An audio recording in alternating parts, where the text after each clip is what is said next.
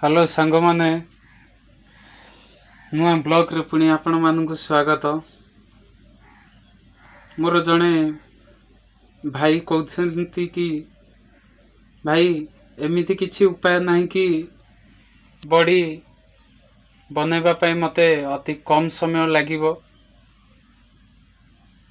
मु खाली से भाई को नुह मु समस्त को कहबा को चाहूँगी बॉडी जे खाइबा पीबा जिनिस नुह। बॉडी होची मनुष्य शरीरर अस्तित्व।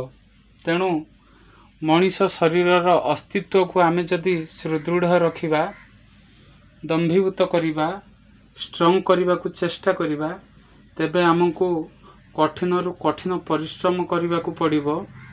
बिना परिश्रम रे केही भी जणे बॉडी किंबा बॉडी बिल्डिंग रे पाद थोई परिबे नाही।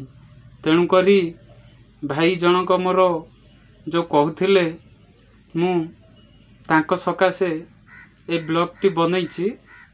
पुणी मोर समस्त यूट्यूब प्रेमी मानंकु एवं मोर जिम रे एडमिशन करिथिबा समस्त भाई भौणी मानंकु एवं मोर सांग साथी मानंकु मु एहा कहिबी जे केबे बॉडी अति शीघ्र बनैबा लागि निजको प्रस्तुत रख नाही।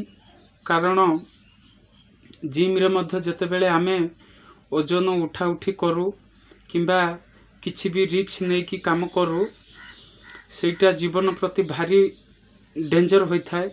बेले बेले जीवन भी चली जाए। आउ आपण माने निश्चित भाबरे इंस्टा किंबा यूट्यूब रे विभिन्न प्रकार वीडियो देखिथिबे। खास करी इंस्टा रे बेसी वीडियो पोस्ट ही थाउची जेमिति कि गोटे लिमिट थारू अधिक ओजन को रखी जड़े चेष्टा करे किंतु बाय मिस्टेक भाग्य खराब को से ओजन तार विपरीत दिगरे गति करि थाए एवं ता फल रे सेही ओजन ता ऊपर पड़ी जाए एवं से लोकटे भी मरी जाए। तेणु करी बॉडी बिल्डिंग एते इजी नुह जहाँ आमे भाबुचे कि कौनसी मिष्ठान नुह जहाँ को आमे अति खुशी रे खाई परिबा ग्रहण करि परिबा।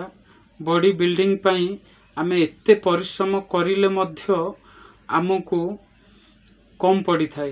कारण आमे प्रत्येक दिन जेतेबेले एक्सरसाइज करू किंबा जिम करने को चेष्टा करू सबु बेले आमको नुआ नुआ करने को पड़ू थाए।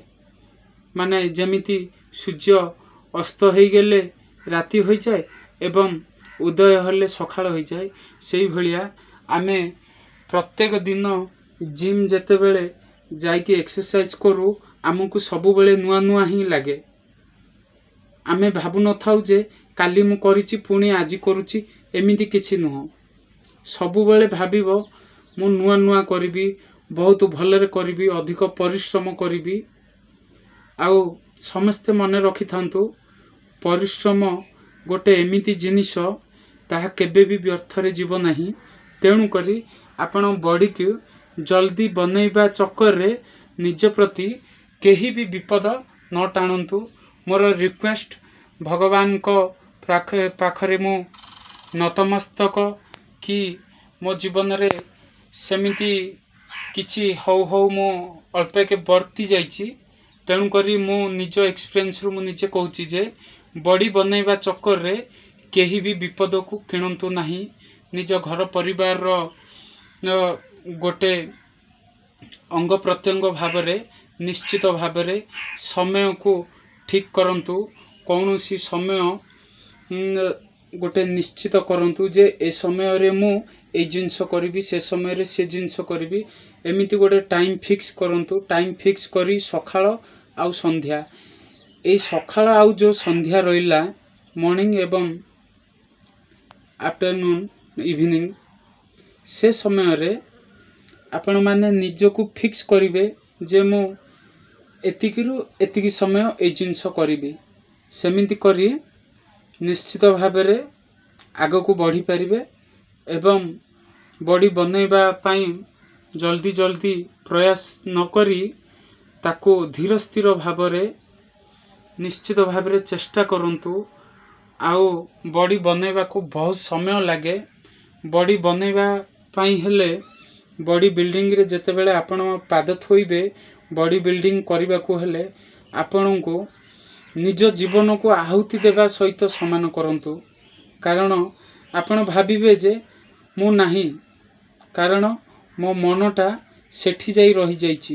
ଯେଉଁ ପର୍ଯ୍ୟନ୍ତ ଆପଣ ସଫଳ ହୋଇନାହାନ୍ତି ବଡି ବିଲ୍ଡିଂରେ, ସେ ପର୍ଯ୍ୟନ୍ତ ଆପଣ କେବଳ ଚେଷ୍ଟା କରି ଚାଲନ୍ତୁ।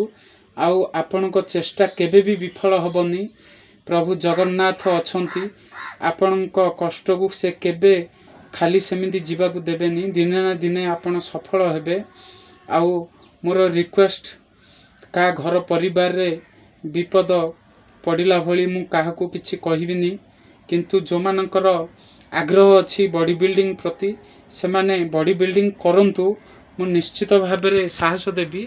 କିନ୍ତୁ ବିପଦକୁ ସତର୍କ, କାରଣ ବଡି ବିଲ୍ଡିଂ କଲେ ସବୁବେଳେ ଜୀବନ ପ୍ରତି ବିପଦ ଥାଏ। ତେଣୁକରି ଆମେ ଜଗି ରଖି କରିବା। ଆଉ ଜଗି ରଖି କଲେ ନିଶ୍ଚିତ ଭାବରେ ଆମେ ସୁରୁଖୁରୁରେ ବଡି ବିଲ୍ଡିଂ କରିପାରିବା।